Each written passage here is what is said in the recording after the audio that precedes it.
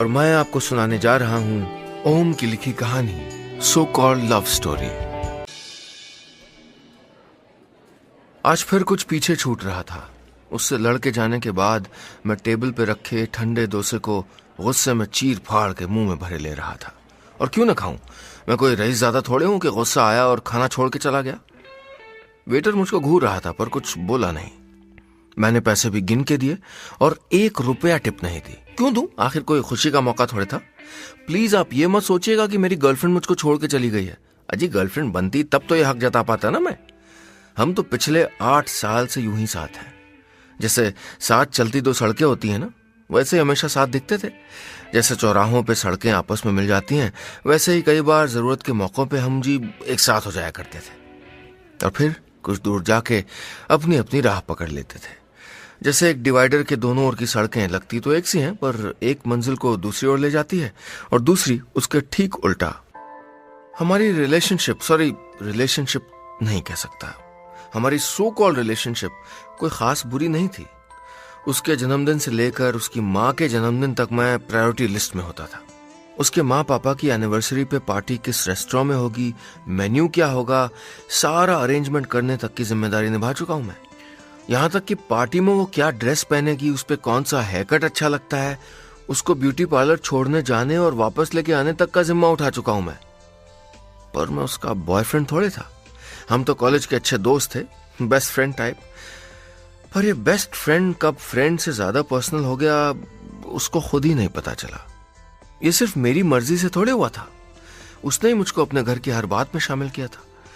भाई के एडमिशन से लेके पापा के ट्रांसफर तक उसके साथ परेशान होने और टेंशन में उसका ख्याल रखने की पूरी जिम्मेदारी निभाई है मैंने। मैं कोई फ्रस्ट्रेटेड आशिक नहीं हूं, बस मेरी जिंदगी में 8 साल से बसे सबसे खास शख्स के दूर जाने से थोड़ा बेचैन हूं।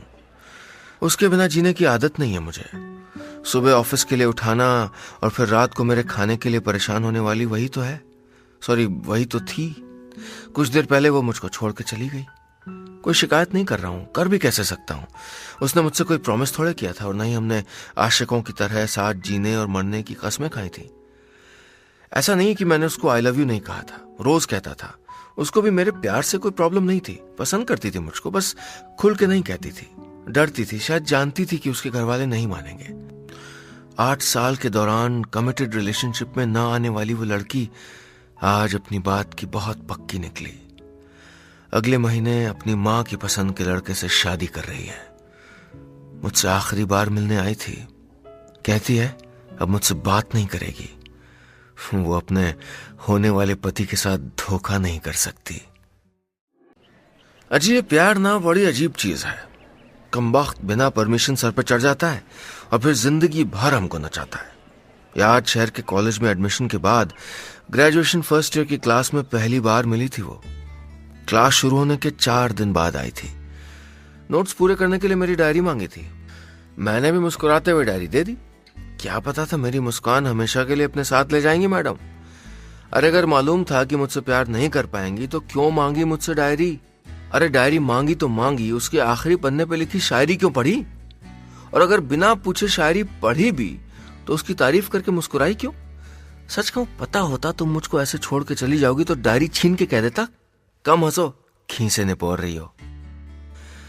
पर कमबख्त दिल को कहां पता था कि उसके बुरे दिनों की शुरुआत है ये। मैंने तो उसकी हंसी की तारीफ भी कर दी थी। कैसे भूल सकता हूं। अगले कई दिनों तक उसकी खूबसूरती पे शेर लिखे थे मैंने। अरे कहने को तो हम किसी रिलेशनशिप में कभी नहीं थे, पर साथ भी ना हुए तो क्या, पूरे कॉलेज में तुम थी तो मेरे नाम से ही मशहूर थी का क्या।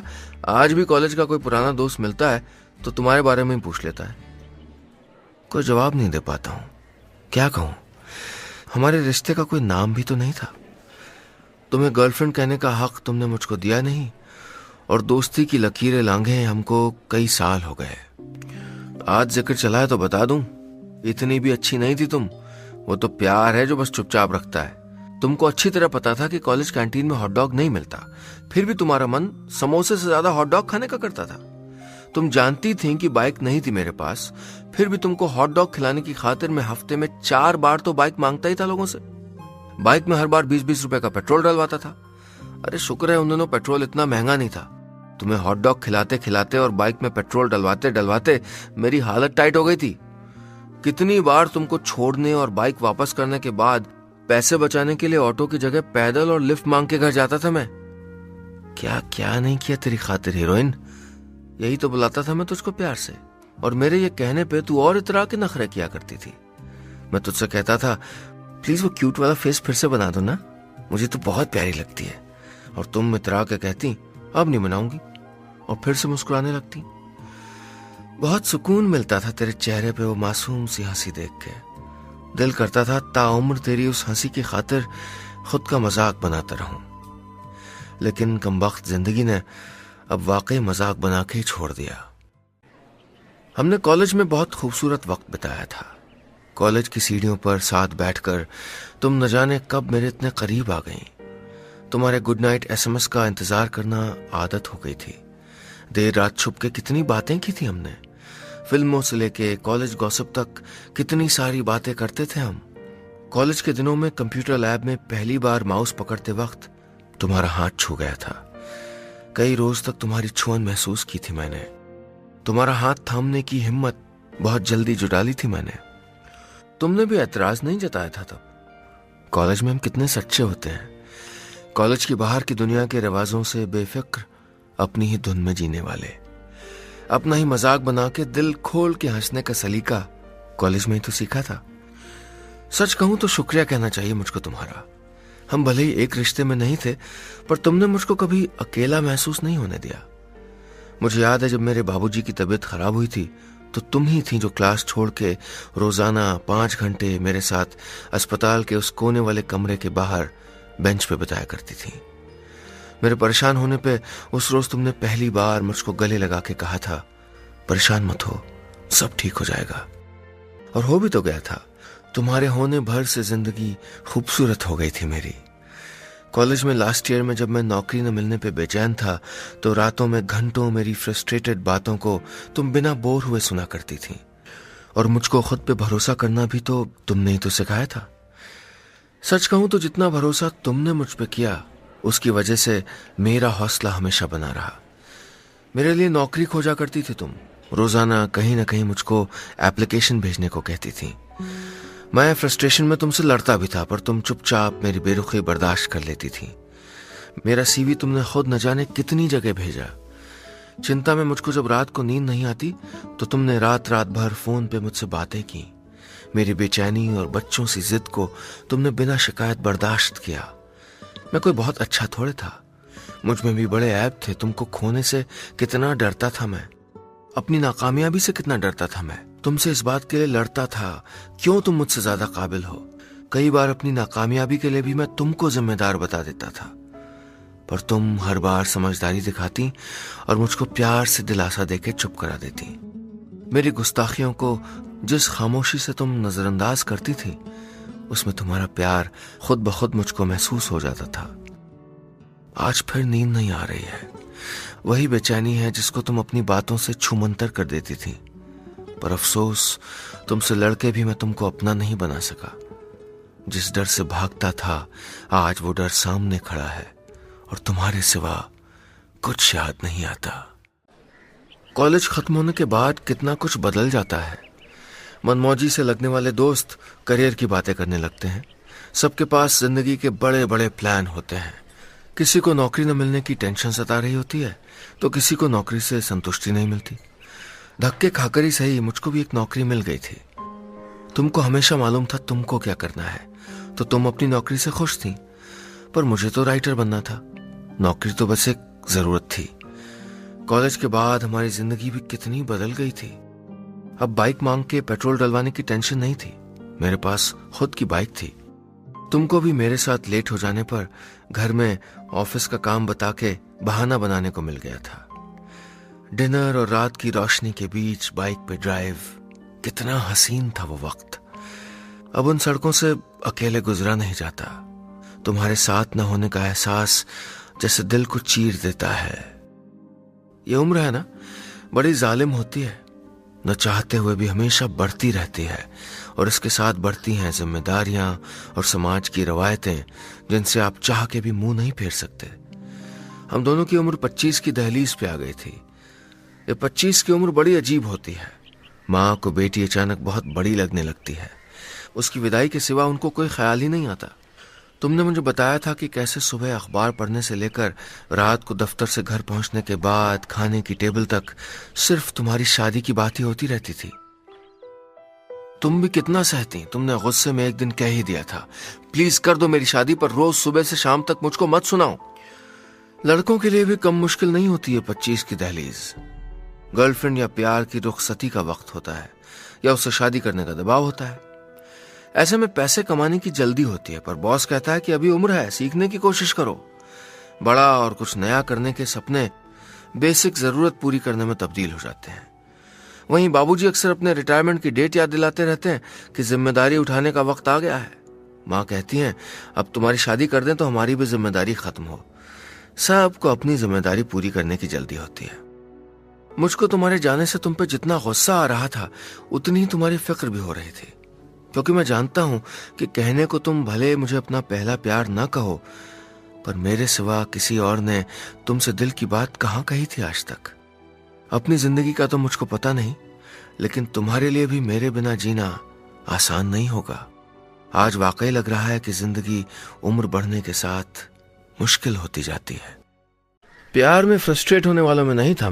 मैं तो जिंदगी की हकीकत के बीच रास्ते निकालना चाहता था। मैंने तुमको जितना समझाने की कोशिश की थी कि एक बार कोशिश तो करो, शायद घर वाले मान जाएं। मेरी बात पे तुमने चीख के कहा था, नहीं करनी मुझे कोई कोशिश, मुझे तुमसे प्यार नहीं है। तुमको अगर प्रॉब्लम होती है तो तुम मुझसे बात करना बंद कर सकते हो। मुझे तुम्हारी इस बात पे बहुत गुस्सा आता था, क्योंकि तुम जानती थी कि मैं तुमसे बात करना नहीं बंद करूंगा, चाहे जो हो जाए। पर तुम हमेशा यही बोल के मुझको चुप करा देती थी, और अगर मैं कुछ ज्यादा कोशिश करता तो तुम रोने लगती और तुम्हारे आंसुओं में मेरे सारे सवाल बह जाते थे। मैं बस तुमसे ठीक रहने की बात कह के बात खत्म कर देता था। वैसे वक्त ने भी कम मजा नहीं लिया था मेरी हालत पे। एक तो मैं तुमको कैसे समझाऊं, मुझे समझ ही नहीं आ रहा था। ऊपर से तुम्हारे घर वालों ने तुमको शादी के लिए राजी करने की जिम्मेदारी भी मुझ पे ही डाल दी थी। बेटा बेटा बोल के अंकल ने बड़े प्यार से लंका लगा दी थी मेरी। तुम्हारे प्यारे पापा जी चाहते थे कि तुम्हें उनकी मर्जी से शादी करने के लिए मैं ही मनाऊं। मुझको कुल्हाड़ी के ऊपर डांस करने का शौक थोड़ा था, इसलिए मैंने अपने प्यार की खातिर थोड़ी चालें भी चली थी। उनकी बेटी को करियर के लिए टाइम देने की बात समझाई थी। बड़ी मुश्किल से अंकल के दिमाग में अपनी बात घुसा पाया था कि उनकी बेटी बहुत काबिल है, उसकी शादी में कोई प्रॉब्लम नहीं होगी। उसको कुछ दिन करियर बनाने के लिए दें, वो बहुत तरक्की कर सकती है। कुछ दिन तो सब ठीक भी रहा था, पर एक रोज तुम्हारे पापा का फोन आया। मैं ऑफिस में था। फोन पे आंटी के रोने की आवाज आ रही थी। मैंने पूछा, क्या हुआ आंटी? वो बोली, देखो तुम मेरे बेटे जैसे हो, मुझसे कुछ मत छुपाना, सच सच बताओ क्या है। दोस्ती तक तो ठीक है, मगर तुम लोग अगर उसके कुछ आगे सोच रहे हो तो मैं पहले बता देती हूँ, हम इंटरकास्ट मैरिज नहीं करेंगे। अगर तुम लोगों ने ऐसा कुछ किया तो मैं अपनी जान दे दूंगी। इतना कहते कहते आंटी फिर रो पड़ी। मैंने उनको चुप कराया और न चाहते हुए भी मुझको कहना पड़ा कि आप परेशान मत होइए, ऐसा कुछ नहीं होगा। बेटा बेटा बोल के आंटी ने मेरी दुनिया, मेरे सपने, मेरी जिंदगी सब मुझसे एक झटके में छीन लिए थे। मैं फिर एक बेबस, कमजोर, हारे हुए उस इंसान की तरह महसूस कर रहा था जिसको मालूम था कि वो जितनी भी कोशिश कर ले, वो जितना भी अच्छा हो जाए, उसके हिस्से में तो सिर्फ हार ही आनी थी। रात को घर वालों के सो जाने के बाद मुझसे बात करते वक्त उस रोज तुमने मुझसे पूछा था, क्या हुआ, आज कुछ परेशान से लग रहे हो, इतना कम क्यों बोल रहे हो? मैंने कहा, कुछ नहीं, बस किसी चीज ने थोड़ा डरा दिया है। वक्त बीत रहा था, जिंदगी मुश्किल हो रही थी। जिस रोज तुमने अपनी शादी तय होने की बात बताई, हमारी खूब लड़ाई हुई थी और तुम गुस्से में चली गई थी। मैंने तुमको करीब 1000 बार कॉल किया, लेकिन तुमने फोन नहीं उठाया। यकीन नहीं आता, तुम वही हो जो आधी रात के बाद मेरा एसएमएस आने पे फौरन कॉल बैक करके पूछती थी कि नींद नहीं आ रही क्या। वक्त कितना बदल गया था। 8 साल बाद आज फिर तुम अनजान हो गई थी। अपनी जिंदगी की हर छोटी बात मुझको बताने की आदत तुमने बदल ली थी। तुम्हारे एक फैसले ने कितना फासला ला दिया था हमारे बीच। अब तुम किसी और की होने जा रही हो। यकीन नहीं होता, तुम किसी और से शादी कर रही हो। पर यकीन हो न हो, सच तो यही है। जैसा कि फिल्मों में देखा और दोस्तों से सुना है, रिवाज पूरा करने की खातिर मैं भी खिड़की के किनारे गमगीन होके चुपचाप सुनसान अंधेरे में बैठा हूं। तुम खुशियां मनाओ, मैं गम मनाता हूं। तुम रिश्ता जोड़ो, मैं पुरानी गांठें खोलता हूं। तुम ख्वाब सजाओ, मैं टूटे सपने बटोरता हूं। तुम नई जिंदगी का दामन थामो, मैं जिंदगी का हाथ छोड़ता हूं। नहीं बनना मुझको राइटर, नहीं करनी मुझको नौकरी। आंखों से बहते आंसुओं से गला भारी हो गया था, मैं बड़बड़ा के चुप हो गया था। बड़ी देर से बजता फोन चिड़चिड़ा के उठाने के लिए गया था मैं। फोन पे वही जानी पहचानी आवाज थी। यकीन नहीं हुआ तुम ही थी। तुम रो रही थी। मैंने बेचैनी से पूछा था, क्या हुआ, सब ठीक तो है? तुमने सिर्फ एक बात कही थी, प्लीज मुझको ले जाओ यहां से। मुझको ये शादी नहीं करनी, मैं तुमको नहीं बुला सकती। तुम पागल हो, तुमने मुझको जाने कैसे दिया? सोचा नहीं, जिसको 8 साल में तुम्हारे सिवा किसी की जरूरत महसूस नहीं हुई, वो किसी के साथ कैसे खुश रहेगी? मुझको अपने घर वालों से बहुत प्यार है, इसलिए मैंने तुमसे दूर जाने का फैसला कर लिया था। पर यह भी सच है कि तुमसे दूर होने के बाद कोई ऐसा दिन नहीं गया जब मैंने तुमको याद नहीं किया। मुझको रात को नींद नहीं आती थी ये सोच के कि तुमने खाना खाया होगा कि नहीं। रात रात भर फोन को हाथ में लिए बैठी रहती थी। तुम्हारा फोन नहीं उठाती थी, पर घंटों तुम्हारी बातें याद करके रोती रहती थी। तुम बहुत बुरे हो, तुम जानते थे कि मुझे तुमसे प्यार है, फिर क्यों नहीं की लड़ाई मुझसे? क्यों नहीं कहा कि चाहे जो भी हो मैं तुमसे दूर नहीं जा सकता? हक था तुम्हारा। मैं खुशी से चहक उठा था। मन कर रहा था कि दौड़ के तुम्हारे पास पहुंच जाऊं। तुम्हारे पास आने के लिए पलटा तो बिस्तर से जमीन पे गिर गया और ख्वाब टूट गया था। सुबह हो गई थी। रात के गम से दिमाग भारी था। यहां फिल्मों जैसी कोई हैप्पी एंडिंग नहीं थी। तुमने मेरी और अपने घर वालों की खुशी के बीच अपने घर वालों की खुशी चुनी थी। किसी और से शादी कर ली थी और अपने लिए एक नई जिंदगी, एक अलग जिंदगी खोज ली थी। हमारी सो कॉल्ड लव स्टोरी 8 साल बाद भी बिना किसी मुकाम तक पहुंचे खत्म हो गई थी। बस इतनी सी थी कहानी।